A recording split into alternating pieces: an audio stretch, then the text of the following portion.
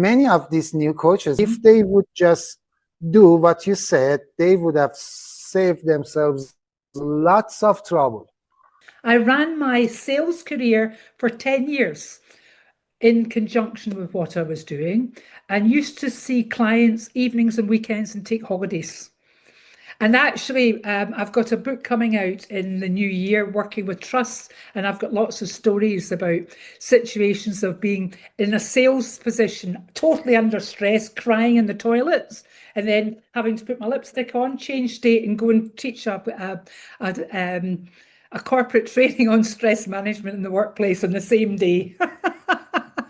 So I got to learn both sides. And in the middle of all that, I did train as a coach. I trained as a coach. I did my first coach training, I think, 2000.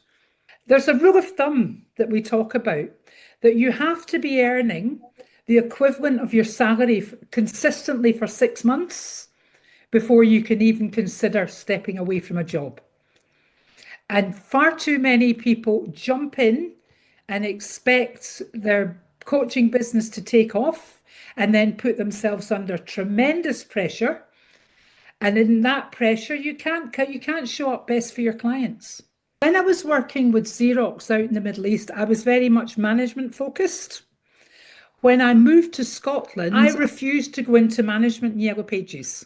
I stayed with my job as a sales executive with Yellow Pages, well, sales manager. But what I did with that, I stuck to my sales job, only responsible for myself, because my job was a means to an end. I knew I was going to leave my job. My job became a way of earning money to pay for my house, to pay for my lifestyle, to pay for things I had to do.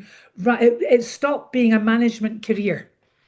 So I made a very conscious decision, and I recommend that. Find a job that you can just do to bring in the money while you're building your business, because you cannot build a business on fresh air. If you're lucky enough to have a financial pot that will keep you for at least 18 months, then that's a good start. Because if you don't have a background like that, if you're not working, you need at least 18 months of your absolute money coming in, what your outgoings would be to live your life, not to live the basic of your life, to live out your life the way you would normally be doing it, because that allows you to be relaxed and work the best of your ability with clients.